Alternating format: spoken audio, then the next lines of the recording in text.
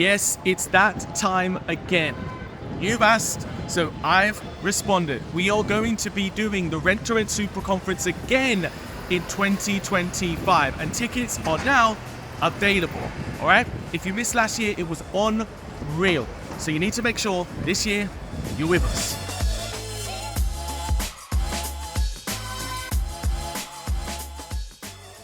Yes, what's going on? I'm just in one of my serviced accommodation units, and this property is not a rent to rent. I actually own it. So in other words, what I've done is I've done loads of rent to rent, and I've not gone out there, gone Ibiza and started buying Lambos. No. What I've done is I've reinvested that money into properties like this. So I picked this up for around 150 grand.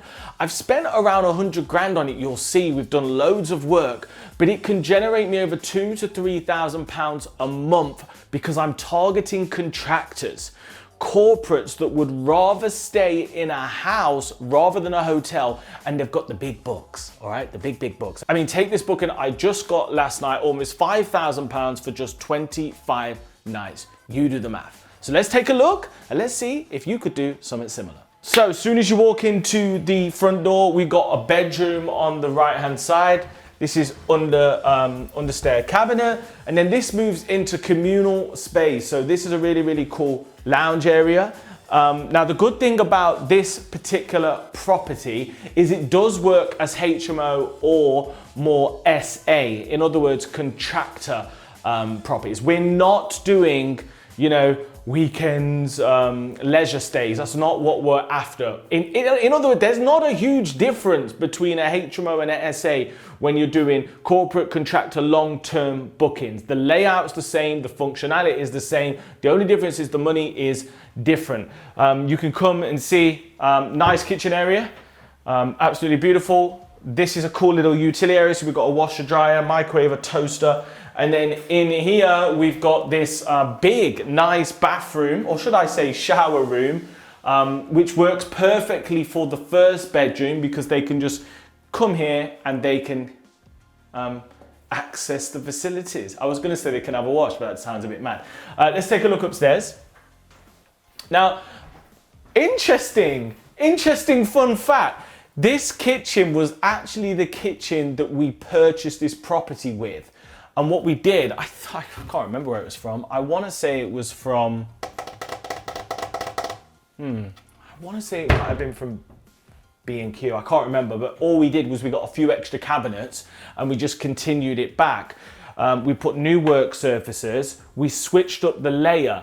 Do you know what? This life is crazy because I can't even remember this refurb, but I want to say the back door used to be here. Is that right? I can't even remember. It's crazy, man. The back door used to be here. But what that meant is the kitchen was a lot tighter. So what we did was we actually, this was a window. We opened it out. So now that's your entrance, which means you can have the full galley kitchen. Boom. So upstairs, I'll show you up there in a minute. So as you can see, beautiful, large bedroom. We got the nice feature wall, which is on brand. Of course, how could it not be? We've got the nice blackout blinds. It's simple, but so effective. And you can see how it would work for professionals, it would work for students, but it would also work for our contractors. So it's really diverse. Interestingly, this room used to start here. Okay, let me do that again. This room used to start here. It's way big enough. So what we did was we opened it out, and upstairs we've got a loft conversion. What do you want to see? You want to see the loft, or do you want to see some more bedrooms? Let's go bedrooms first. All right, sweet. So follow me. So over here, it's a nice feature. This is probably, I want to say this might be my favorite bedroom in the house.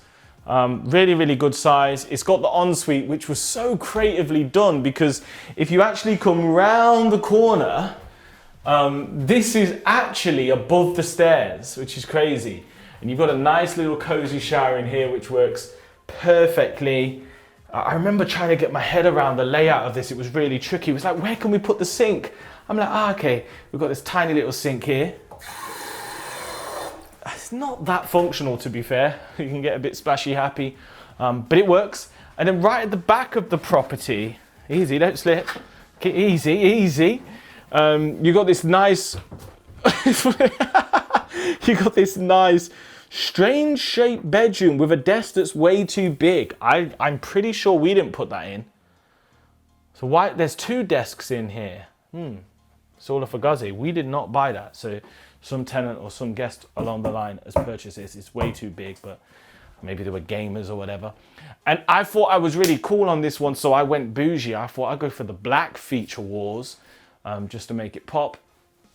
I'm not really sure about that. I think that might need changing. Somebody donated a fan. Thank you. I appreciate you. It's not really been hot enough for that. Oh, interestingly, the internet. Oh gosh. The internet in here is on the middle floor because it gives the best coverage. Top tip, when you're doing your HMOs, you probably want TP links and you want to hardwire them in. I've learned that the hard way, but it works now. And last but not least, let me show you what we did upstairs. So at the top, we got an extra bathroom or shower room. But what that means is this bedroom and this bedroom have the option of running upstairs and running downstairs to the shared one. And then this is a sick room, to be fair, but I bet it's toasty in here. Oh yeah, smells beautiful, beautiful. Unlike the room downstairs. Shout out to the guy that smoked weed for a whole year. Didn't pay me rent. Appreciate you. And then in here, we've got the home suite with the hexagon mirror. This is absolutely beautiful. Yeah, maybe this is my favorite room actually. We went for the sun feature wall, which I like that. Aha! That's where the desk should be. There's a desk thief. Somebody move this desk downstairs. Okay, good. Well, I've had a little look round. I don't think the tenants have done too badly. You know, we did have students in it last year, but we do have flexibility with this property. As I say, we've got the opportunity to have a long-term contractor stay in here that we're considering. So keep your eyes out for that. And that's all I've got to really show you. But basically, the bottom line is this. If you start with rent to rent and build cash flow, you could own and develop properties like this for long-term legacy. Well, we're in the process of buying properties 9 and 10 now. And what I've actually done is outsource the management of the properties I own, okay, to protect my risk and protect my downside. This year is the year of security. If you feel me, comment below.